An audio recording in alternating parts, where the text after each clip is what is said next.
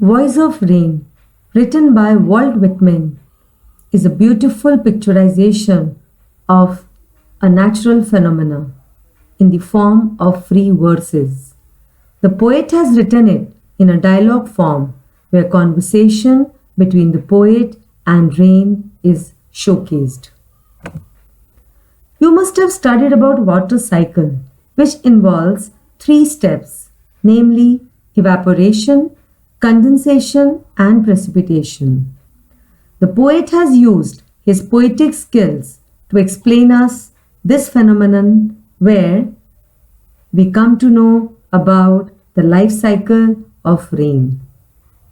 The poet has beautifully expressed how water evaporates from bottomless sea, form clouds, and falls as rain to beautify the earth.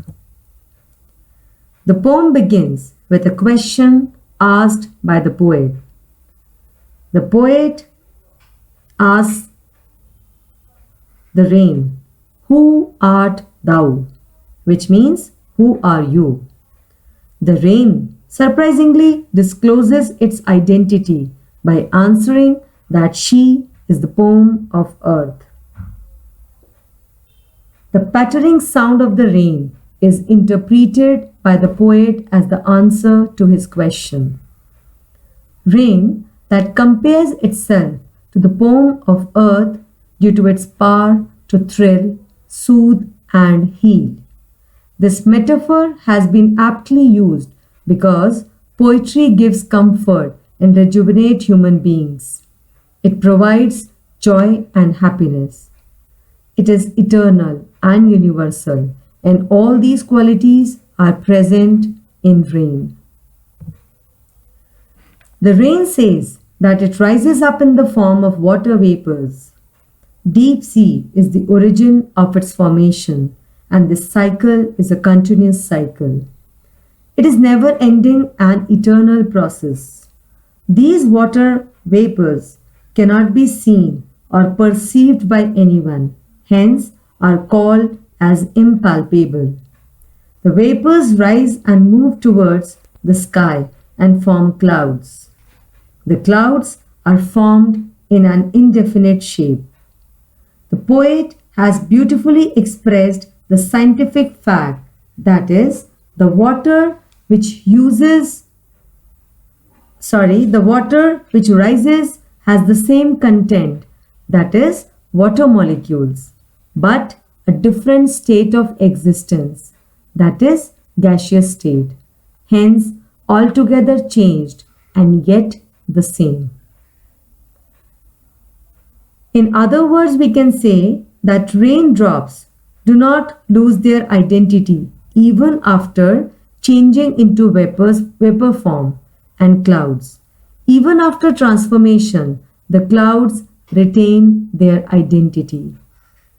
The rain further tells the poet that it falls down in the form of precipitation and quenches thirst of people, washes away the drought, settles tiny dust particles on the earth, and stimulates life by enabling the dormant seeds to germinate. In a way, it beautifies the earth. The rain further tells that the cycle of evaporation and condensation goes on. It's a continuous process. Rain prepares the ground for another cycle of life for itself. It is an incessant process. This continues and enhances its beauty and purify the earth. In the last two lines, the poet draws out similarity between music and rain. When a singer sings a song, he sings from his heart. His melodious voice rejuvenates the entire atmosphere. Some people feel thrilled to hear the song, while others do not. But the song provides happiness to the singer. Similarly, the rain which rises from the earth rejuvenates the earth when it falls. People are happy as it quenches the thirst of many and helps in germination of seeds. But there are some who are unhappy when it brings floods. Overall, both rain and music have a thrilling effect on human beings. The last two lines are not a part of the poem, as the poet is emphasizing on the life cycle of rain in the lines prior to these lines. These lines are the essence of a poem. It is a kind of a note which the poet wants to acknowledge, as, according to him, music and rain have a lot in common. The poetic devices used in the poem are metaphor, that is, I am the poem of the earth and voice of the rain.